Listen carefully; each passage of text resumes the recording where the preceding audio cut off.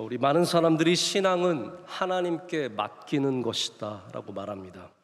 우리의 사랑하는 자녀지만 우리가 하나님께 그 인생을 맡겨야 하고, 이것이 내게 너무나 소중한 일이지만 이것을 하나님께 맡길 수 있어야 하고, 예를 들어서 제가 준비하는 설교지만 이것 역시 우리 하나님께 맡길 수 있어야 하는데, 이것을 우리는 신앙이라고 부릅니다. 자, 그런데 문제는 뭐냐 하면 얼마만큼을 맡겨야 하느냐에 있습니다. 얼마만큼을 맡겨야 그것이 적당한 것일까요? 내가 모든 것을 다 하면서 기도만 하나님께 맡긴다라고 하면 되는 것일까요? 혹은 반대로 다 하나님께서 하시니까 나는 아무것도 하지 않으면서 하나님께 맡기기만 하면 되는 것입니까? 이런 배분의 문제에 있어서 어디에 선을 적당하게 긋고 그것이 옳은 신앙인지 우리가 분별하기가 결코 쉬운 일이 아닙니다. 그러나 성경은 분명 우리에게 하나님께 맡기는 것이 신앙이라고 말하고 있습니다. 잠언 16장 3절을 보면 너희 행사를 여호와께 맡기라, 그리하면 내가 경영하는 것이 이루어지리라 라고 말씀하고 계십니다. 자, 그러면 우리 이런 말씀 보시면 다 맡겨야 하는 거 아닙니까? 자, 근데 또 성경은 전혀 반대의 이야기도 합니다. 우리에게 충성하라라고 말하면서 우리가 충성된 종으로서 열심히 땀을 흘리며 눈물을 흘리며 일할 것을 또한 요구합니다.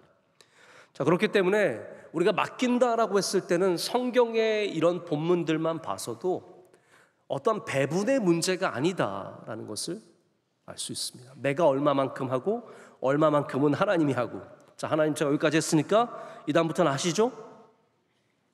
혹은 하나님 저 아무것도 할 수 없는데 알아서 해주시는 거 아시죠? 이게 신앙의 모습이 아니라는 거죠. 저는 여기 맡긴다는 것에 분명히 하나님께서 의도하신 뜻이 있을 거라고 생각을 합니다. 자, 오늘 본문 말씀은 우리가 잘 아는 베드로의 편지입니다. 베드로가 지금으로 말하자면 튀르키예라고 하는 국가의 동남쪽에 있는 지역들, 그리고 더 나아가서는 넓은 지역에 머물고 있는 수많은 교회들과 그 교회의 다양한 교인들에게 이 편지를 보내고 있습니다. 바울의 편지 같은 경우에는 특정한 교회에게 보내는 편지들이 있었습니다. 예를 들어서 우리가 고린도 전후서를 보면은 이 교회는 정말 고린도 교회 사람들을 위해서 보낸 편지구나를 느낄 수 있습니다. 그런데 베드로 전서 후서 같은 경우에는 특정한 교회가 아니라 여러 가지 고난과 아픔과, 그러니까 다시 말해서 우리 현실적인 삶을 살아가는 모든 사람들에게 주는 편지라는 것을 느낄 수 있습니다. 근데 특별히 이 편지를 베드로가 썼다는 것이죠. 특별하다는 것이 다 좋은 것은 아닌데 베드로는 정말로 특별한 사역자였습니다. 그는 예수님의 수제자였고, 그리고 완전히 실패한 곳에서 다시 돌아온 사람이었고, 그리고 초대교회에서 가장 존경받는 지도자였습니다. 우리나라 사람들 원조 좋아하잖아요. 원조. 그래서 우리 식당 거리 가보면 원조 식당이 한 5개쯤 있어요. 다 원조래요. 부대찌개 어디 의정부 이런 데 가면은 원조집이 골목만 돌면 다 원조집입니다. 자, 그러면 교회의 원조는 누구일까요? 베드로예요. 베드로가 예수님께 주는 그리스도시요 살아계신 하나님의 아들이시다라고 고백했을 때 예수님께서 내가 이 반석 위에, 페트로라는 이름이 반석 아닙니까? 이 반석 위에 교회를 세우리라라고 하셨기 때문에 베드로는 교회이며 베드로가 교회의 원조격이라고 할 수 있는 겁니다. 교회의 반석이 그러면 무엇이겠습니까? 예수를 나의 구주로 고백하는 것. 이게 베드로의 상징성입니다. 그러니까 베드로가 편지를 보냈을 때 이 편지가 갖고 있는 의미가 이 초대교회 교인들에게 상당히 컸을 거라고 생각을 합니다. 그런데 베드로는 이렇게 중요한 지도자였지만 결코 강압적이거나 혹은 폭력적이거나 혹은 우리의 삶을 떠난 그런 가르침을 주지 않았습니다. 베드로는 아주 낮은 자세로 우리 가까이 다가와서 바로 우리 얼굴 앞에서 권면하고 축복하고 위로하고 지혜의 말씀을 오늘 우리에게 주고 있습니다. 특별히 오늘 본문 말씀이 담겨있는 이 베드로전서의 마지막 장에서는 베드로가 이 편지를 받는 많은 교회 구성원들에게 어떠한 자세로 섬겨야 하는지를 지혜롭게 가르치고 있습니다. 그러면서 5장의 초반부에서는 지도자들에게 얘기를 합니다. 너희 장로들아, 너희 교회를 끌고 나가고 섬기고 있는 장로들아, 너희는 억지로 사람들을 섬기지 말고, 왜냐하면 우리가 짐을 지다 보면 억지로 짐을 질 때가 많습니다. 그러니까 억지로 지지 말고 기꺼이 섬기는 자세를 가지라고 말합니다. 또한 무엇인가를 누군가에게 강요하기보다 먼저 본을 보이라 라고 하는 아주 귀한 말씀을 전합니다. 또 따라야 하는 사람들이 있습니다. 이 팔로우십이 리더십만큼 중요한 거 아닙니까? 따라야 하는 젊은 사람들에게는 그냥 억지로 따라가지 말고 겸손과 순종으로 따라가라 라고 말하면서 하나님을 바라보라고 얘기합니다. 왜냐하면 사람 보면 자꾸 시험 드니까 하나님 바라보면서 따라가라는 거죠. 근데 여기서 끝나는 게 아니라 오늘 본문의 시작에는 우리에게 뭐라고 말하냐면 너희 모든 염려를 주께 맡기라 라고 말하고 있습니다. 이 시대를 살아가는 우리 모두에게도 똑같은 지금 주님의 말씀이 던져지는 겁니다. 우리 이 세상에 얼마나 많은 염려가 있습니까? 우리 대한민국 안에도 염려거리가 너무 많습니다. 여러분, 우리 교회도 이렇게 평안하고 좋지만 우리 교회 안에도 염려거리가 있습니다. 가정마다 염려거리가 있습니다. 여러분, 제가 한번 점쟁이 돼볼까요? 지금 걱정하는 거 있으시죠? 마치 제가 여러분 얼굴을 보고 얘기하는 것 같지만 이거는 우리의 현실입니다. 모든 사람들은 걱정과 염려를 갖고 있습니다. 그런 우리에게 이것을 주께 맡기라라고 말하고 있습니다. 이것이 주님을 믿는 사람들, 주님을 섬기는 사람들에게 주신 특별한 은혜입니다. 우리만이 우리의 염려를 주님께 맡길 수 있습니다. 그것은 어떠한 교회의 특별한 직분을 맡고 있는 사람만이 아니라 또 팔로우로서 진실되게 순종하며 겸손한 사람들에게만 주는 말이 아니라 우리 모두가 이 염려를 주님께 맡겨야 합니다. 우리의 목자이시며 더 나아가서는 목자장이래요. 저는 이 표현이 참 좋습니다. 우리 예수님은 그냥 목자가 아니에요. 목자장입니다. Chief Shepherd. 많은 목자들 가운데서 최고의 가장 귀한 목자장이 되시는 주님께서 우리를 돌보시고 계시기 때문에 더 이상 염려에 눌려 있지 말고 우리를 이끄시는, 우리를 인도하시는, 우리를 사랑하시는 주님께 염려를 맡겨야 한다라고 말하고 있습니다. 그리고 나서 우리 본문 잠깐만 간략하게 설명을 하자면 우리에게 몇 가지 중요한 영적 자세를 말하는데 그게 바로 근신하며 깨어있는 것과 믿음을 굳건히 하여서 마귀를 대적하는 것과 또한 우리가 기억해야 할 것은 우리가 고난 중에 있을지라도 하나님께서 우리를 견고하게 하실 것이다. 이 말씀으로 오늘 말씀을 맺는 겁니다. 저는 오늘 여기 이 말씀 중에서 특별히 주님께 우리의 염려를 맡기는 바로 맡기는 행위에 대해서 여러분과 함께 또 은혜를 더 나눠보고자 합니다. 여러분, 뭔가를 맡기는 것이 무엇일까요? 포기입니까? 우리 한국에서 내려놓는, 내어드리는 이런 종류의 주제의 책들이 한동안 기독교 서적의 가장 베스트셀러였습니다. 기억하십니까? 내려놓음? 이용규 선교사님의 내려놓음이라고 하는 책이 정말 우리나라에서 많이 팔렸습니다. 저도 읽었고요. 제가 당시에 유학생들 목회를 하고 있었는데 유학생들 집에 가면 이 책이 꼭 꽂혀 있어요. 내려놓을 게 그렇게 많은가 봐요. 모든 학생들마다 내려놓음이 꽂혀 있었어요. 왜냐하면 그런 고민이 있으니까요. 내가 이 학위를 계속해야 할지, 이 일을 계속해야 할지, 이런 어려움 속에서 어떻게 해야 할지 분별하기 위해서 이 내려놓음을 많이 집어들었습니다. 그런데 내려놓음이 우리에게 말해주는 중요한 핵심이 무엇입니까? 우리가 하나님 앞에 우리의 주장을 내려놓고 우리의 생각을 내려놓고 하나님의 인도하심을 담대하게 따를 수 있어야 된다는 거죠. 근데 제가 솔직히 우리 유학생들 특별히 경험하면서 느낀 게, 우리가 내려놓겠다고 하는 게 두 가지 이유가 있습니다. 첫 번째는 뭐냐면 힘들어서 내려놓고 싶은 거예요, 한마디로. 근데 힘들어서 내려놓고 싶은데 이 책을 보니까 내려놓는 게 믿음이래요. 오, 잘 됐다. 나 안 그래도 힘들었는데 이거 내려놔야겠다. 이거 내려놓으면 하나님께서 기뻐하시겠구나. 바로 그런 이유로 내려놓음을 읽던 사람들이 많이 있습니다. 근데 저는 두 번째가 더 큰 문제라고 생각해요. 자, 내려놓음이 자꾸 신앙이라고 하니까, 맡기는 게 신앙이라고 하니까 좀 불안하지만 내려놓는 거예요. 그리고 나서 뭘 기대합니까? 내가 내려놓으면 하나님께서 나를 좋게 보실 거야. 내가 내려놓으면 얘 봐, 믿음 좋네. 얘 봐, 포기할 줄 아네. 그럼 내가 좋은 것을 줄게. 우리가 기다리는 건 뭐예요? 내려놓고 좋은 거 받을 생각하는 거죠. 그게 우리의 신앙에, 제가 이거를 뭐라고 부르고 싶냐면 항복작전이라고 부르고 싶어요.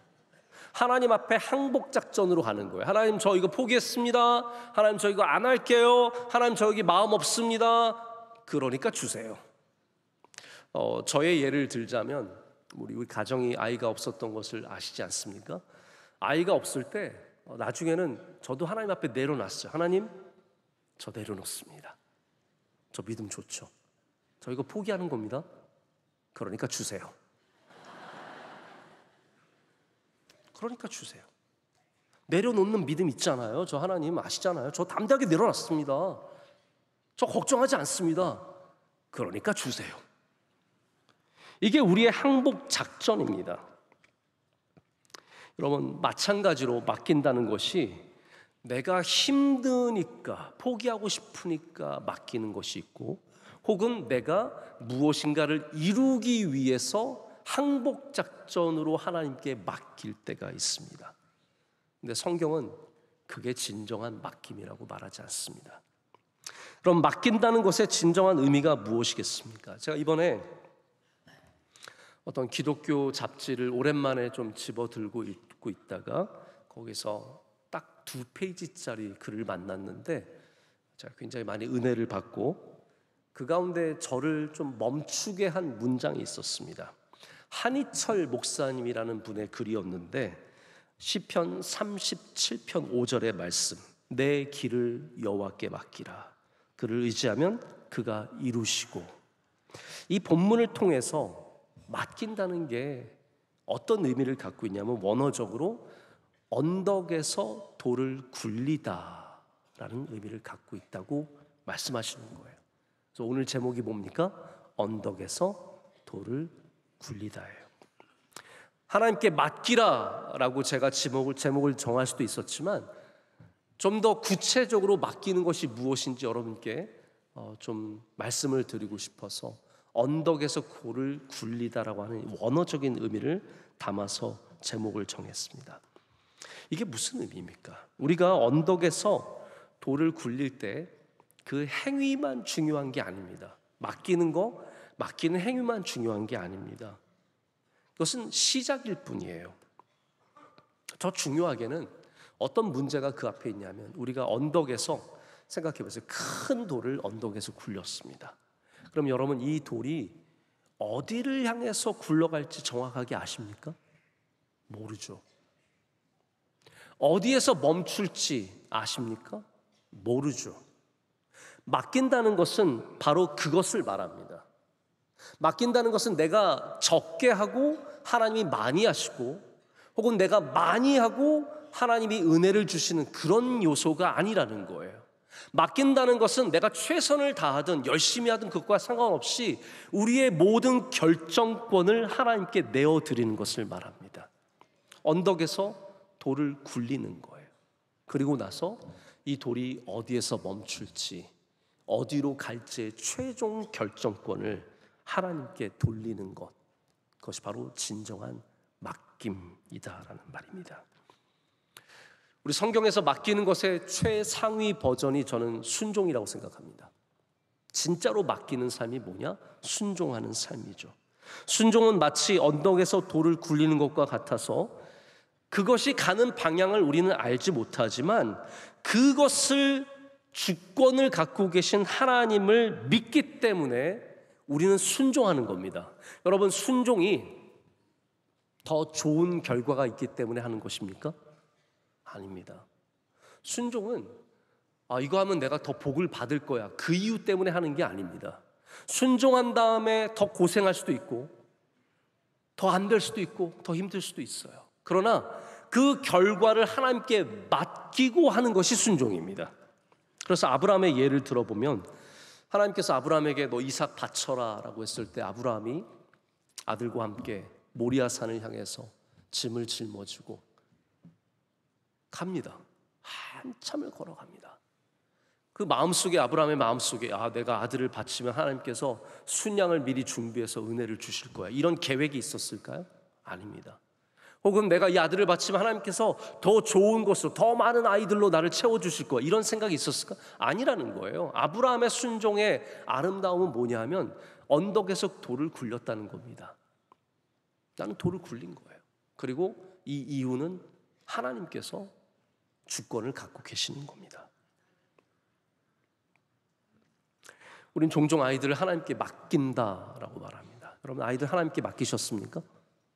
근데 왜 불안하시죠? 우리 아이들 하나님께 맡긴 것 같은데 왜 이렇게 불안하죠?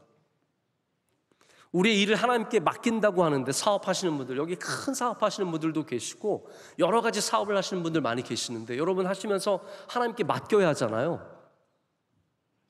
아멘이 절대로 안 나오죠. 네. 왜 이렇게 의심이 많으세요? 하나님께 맡겨야 하죠? 자, 그런데 우리가 불안하잖아요. 여러분, 맡긴다는 것이 내가 내 아이들을 케어하지 않겠다, 얘네들 이제 방목하겠다는 뜻이 아니에요.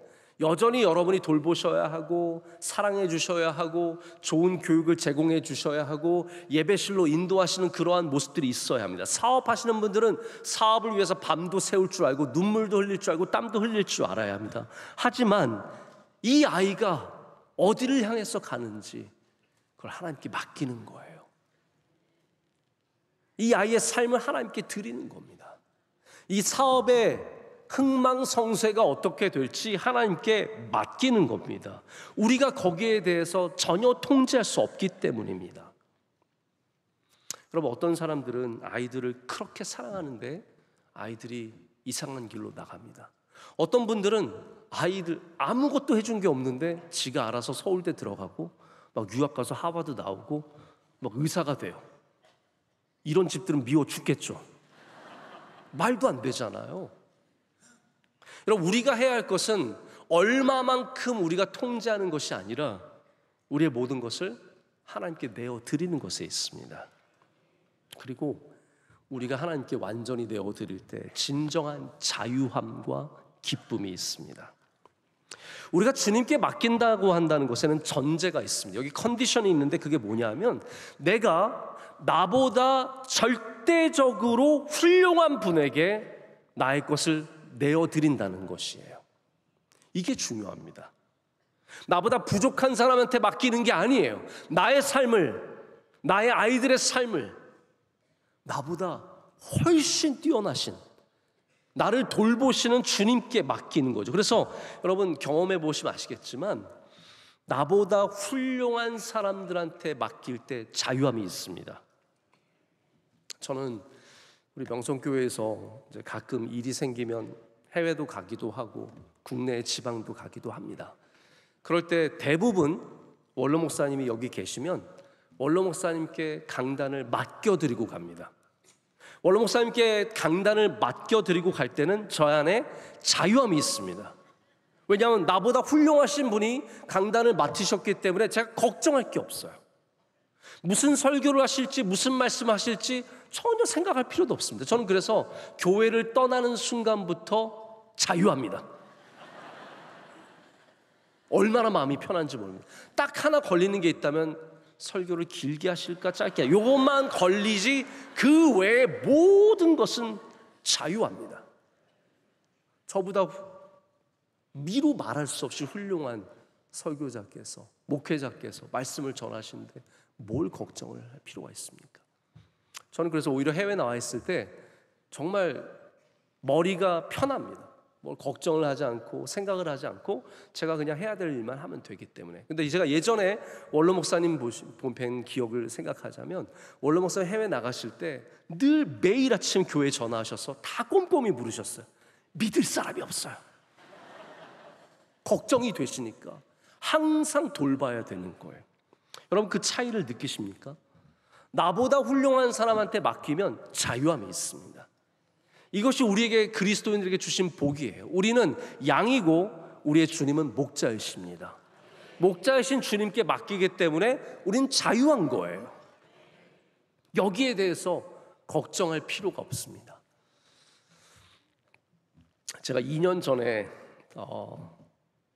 저희 목사님 몇 분들과 함께 아프리카 선교를 간 적이 있습니다. 그때 에티오피아와 콩고와 남아프리카 공화국까지 3개국을 왔다 갔다 하면서 긴 여정을 가졌는데, 저희가 남아프리카 공화국에 갔을 때 이제 렌트카를 해서 운전을 하는데, 저희를 인도해 주신 목사님, 제가 볼 때는 그 목사님 뭐 젊은 사람이고 미국에서 공부도 오래 했고, 우리 지난주에 설교하셨던 이시영 목사님 기억하실지 모르겠는데, 딱 봐도 운전 잘하게 생겼잖아요. 근데 운전을 시켰는데 너무 무섭게 하는 거예요. 막 설 때마다 제 다리에 힘이 들어가는 거예요. 제가 브레이크를 밟고 있어요. 운전을 안 하는데 브레이크를 밟고 있고, 막 다들 저랑 같이 있는 목사님 다 두려움에 떨고 있는 거예요. 근데 차마 목사님한테 운전을 하지 말라고 말을 못 하는 거예요. 그런 거 있잖아요. 당신 운전 못 하니까 내려와라. 이 말을 어떻게 합니까? 제가 총대를 맸어요. 그래서 목사님, 피곤하죠? 제가 운전할게요. 저는 운전을 안전하게 합니다. 잘한다고 표현하고 싶진 않고 안전하게 합니다. 제가 운전대를 잡으니까 우리 목사님들이, 뒤에 앉은 목사님들이 평안해졌어. 잠이 들었어. 평안히 계속 잠자는 거예요.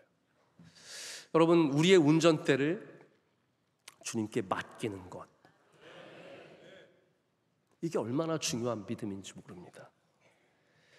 제가 한 가지만 또 예를 들자면, 도선사라고 하는 직업이 있습니다. 아주 드문 직업이죠. 근데 우리나라에서 프로페션 중에서, 그러니까 전문적인 직업 중에서 가장 연봉이 높은 직업이 도선사입니다.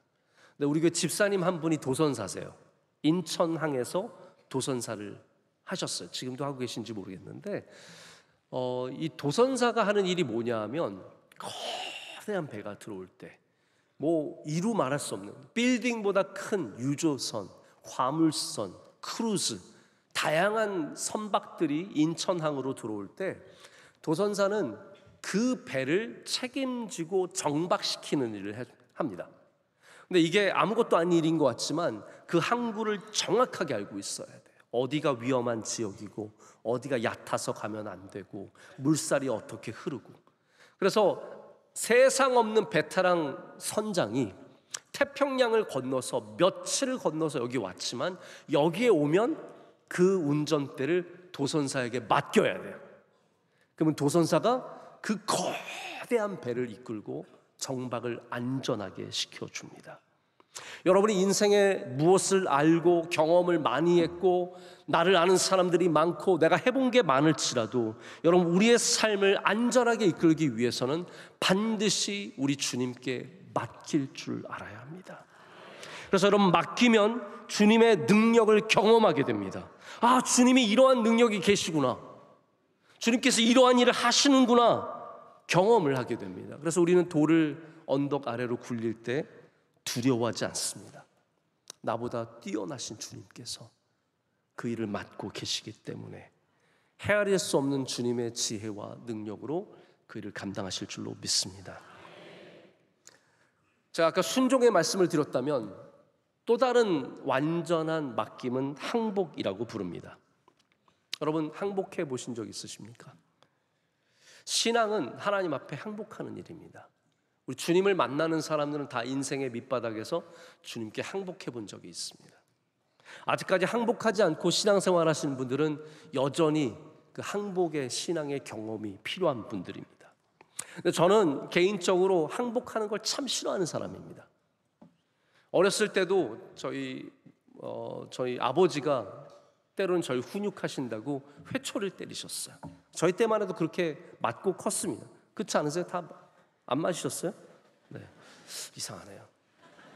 그러면 저희 아버지에게 문제가 있었던 걸로. 근데 저희가 이제 혼날 일이 있어서 혼이 나게 되면 주로 이제 저희 누나는 제외를 시킵니다. 누나는 여자니까, 누나는 또 착하니까 저 남동생과 제가 이제 맡게 되는데, 제 남동생은 굉장히 순하고 착한 애였어요. 그래서 아버지가 이렇게 회초리를 때리려 딱 대면 잘못했습니다 그랬어요. 회초리를 여러분 바로 안 때립니다. 어디 때려야 하는지 알기 때문에 이렇게 한번 댔다가 그리고 뗐다가 때리는 거예요. 아시죠? 그럼 댈 때 저희 동생은 잘못했습니다. 그럼 뭐 한 대 많이 맞아봤자 한두 대 맞고 끝나는 거예요. 저는 그러나 죽어도 잘못했단 말을 안 합니다.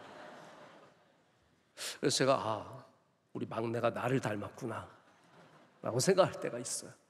저는 끝까지 맞으면서 피투성이가 돼서 나중에 어머니가 와서 안티프라민 발라주시고 그 정도 될 때까지 절대로 끝까지 그냥 가는 거예요. 지금 생각해보니까 내가 진짜 맞을 짓을 했구나.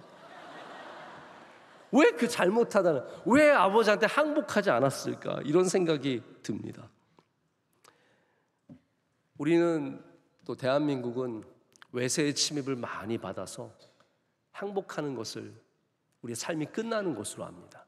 우리 항복하면 나라가 없어지고 내가 없어지고 우리가 끝나는 줄 알죠. 항복은 패배라고 생각합니다. 남자가 흰 수건을 흔들면서 항복하는 것은 그거는 절대로 안 된다고 생각합니다.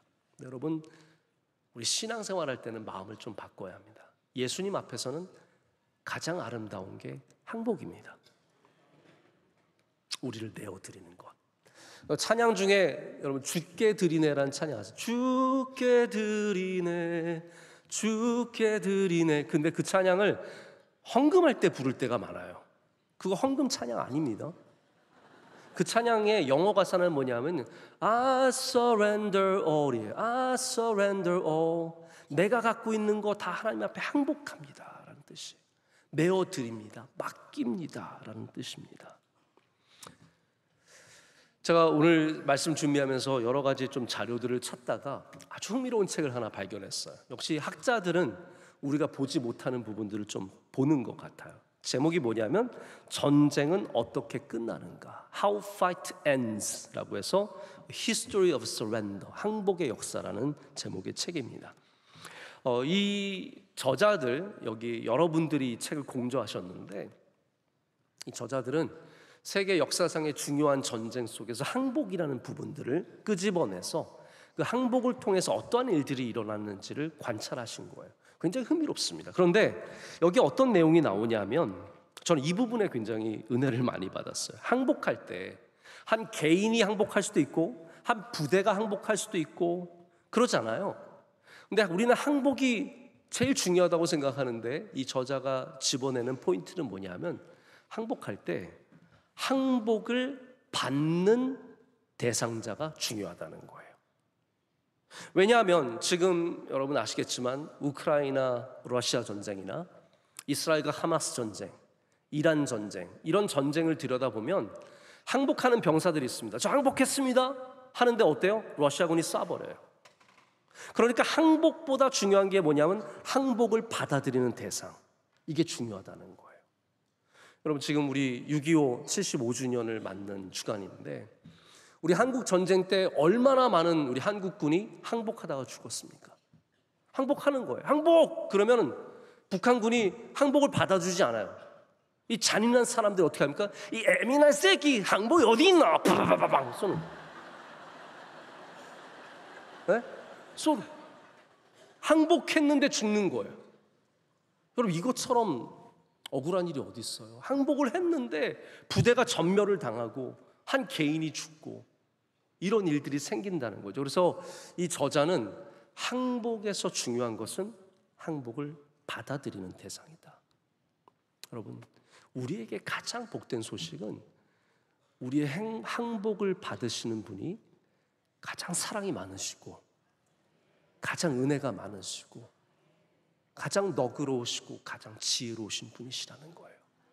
그래서 우리가 주님께 항복할 때는 은혜가 있고 거기에 사랑이 있고 거기 놀라운 회복의 역사가 있다는 겁니다.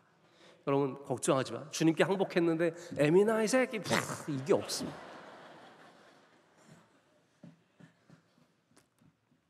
여기 주님의 정체성이 나옵니다. 예수님은 우리를 돌보시는 분이시죠. 우리의 목자가 되셔서 양된 나를 위해서 주님은 오히려 희생하실 수 있는 분이십니다. 혹시 여러분 오늘 주님 앞에 정말로 내어드려야 할 것이 무엇이 있으십니까? 뭘 맡기시겠습니까? 나는 적당히 몇 개만 맡겨야지. 아닙니다. 우리의 삶에 모든 것을 주님께 맡기는 믿음이 있으시길 축복합니다. 아무리 주변에 변호사가 있고 검사가 있고 유명한 정치인이 있고 내가 돈을 이만큼 갖고 있고 그래도 우리의 모든 것을 주님께 맡길 줄 알아야 합니다. 오늘 여기서 이 언덕에서 그 돌을 굴러서 떨어뜨릴 줄 알아야 합니다. 자, 이제 말씀을 제가 맺고자 합니다. 오늘 말씀을 쓰고 있는 사람이 베드로라는 사실을 다시 한번 상기해 보십시오. 베드로는 예수님께 항복한 사람입니다. 예수님께서 칼로 베드로를 정복하신 것이 아니라 사랑으로 베드로를 정복하셨습니다. 배반한 베드로를 용서하셨고 네가 나를 사랑하느냐 물으셨고 그를 회복케 하셨습니다. 베드로는 갈릴리에서 예수님을 만나고 자기를 내어드리고 순종하는 제자가 되었습니다. 베드로는 지금 모든 교회의 가장 존경받는 지도자가 되었습니다. 그러면서 이제는 내가 높아지는 것이 아니라 주님 앞에 낮아질 때 높아진다는 진리를 깨닫게 되었죠. 그가 우리에게 오늘 말해주고 있습니다. 모든 염려를 주께 맡기라. 이는 그가 너희를 돌보심이라. 제가 말씀에 처음에 준비하면서 이 언덕에서 돌을 굴리는 이 모습을 생각하면서 반대의 모습을 좀 생각해 보게 되었습니다. 반대의 모습은 무엇입니까? 아래에서 그 돌을 짊어지고 언덕으로 올라가는 것이죠. 이게 누구입니까? 바로 그리스 신화에 나오는 시시포스라고 하는 인물입니다. 시시포스는 저주를 받은 인물입니다. 제가 간략하게만 말씀을 드리게요. 그 사람은 저주를 받아서 평생에 어떠한 일을 하냐 하면 산에서 돌을 굴러뜨리고 그리고 내려가서 그 돌을 다시 짊어지고 산 꼭대기까지 올라가는 이 반복의 삶을 살아갑니다. 이게 저주라는 거예요. 여러분 오늘 우리가 이 말씀을 듣고 산에서 이 언덕에서 돌을 떨어뜨려야 하는데 그 다음에 문제는 뭐냐면 그리고 돌아가야 된다는 거예요. 근데 수많은 그리스도인들이 언덕에서 돌을 굴러뜨린 다음에 다시 내려가서 그 돌을 짚습니다. 다시 짊어지고 가는 거예요. 내 아들의 무게, 내 삶의 무게 다시 고스란히 짊어지고 언덕 위로 올라가는 거죠. 오늘 여기 와서 제가 염려를 주님께 맡기십시오 그러면 다 내려놔요. 아 맞아, 건강도 가정도 다 맡겨야지. 그리고 나갈 때는 어디 있어 그 건강의 문제 다시 가정의 문제 다시 다 짊어지고 또 그 산을 올라가는 거예요. 여러분 그게 아닙니다. 오늘 주님께 맡기십시오. 언덕에서 그것을 굴려버리십시오. 그럼 우리를 돌보시는 주님께서 우리의 삶을 선하게 이끌어 주십니다. 더 나아가서는 우리의 가정을, 우리의 기업을, 우리의 교회를, 이 나라를 우리 주님께 맡길 때 우리의 목자 되신 주님께서 우리를 돌봐주시고 인도해 주실 줄로 믿습니다.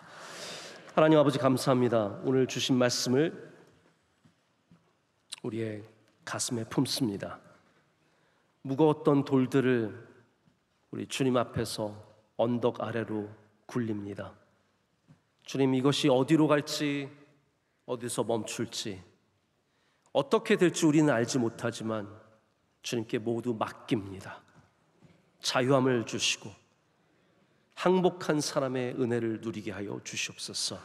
예수님의 이름으로 기도드립니다. 아멘.